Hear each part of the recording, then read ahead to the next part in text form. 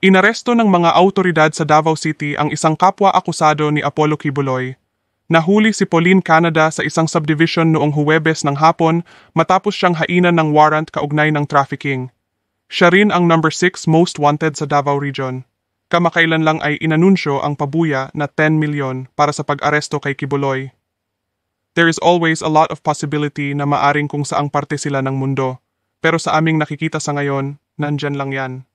Nandito lang yan sa Pilipinas. Ani Abalos hinamon naman ni PBBM si Kibuloy na magpakita at sumunod sa batas sa halip na questionin ang mga pribadong taong nais tumulong para sa ikadarakip nito at kung bakit umano tumanggap ng donasyon ng gobyerno mula sa pribadong sektor. Sinabi ng PBBM wala siyang nakikitang masama sa pagtulong ng pribadong mamamayan sa gobyerno upang madala sa korte ang isang wanted na tao. They want to help us bring a fugitive to justice. You know he is a fugitive. He is hiding from the law. He can question their motives as much as they want, but magpakita siya. I question his motives. Let me question his motives. Bakit lagi kaming kinu-question? Sinusundan lang namin ang batas. Sundin din niya ang batas.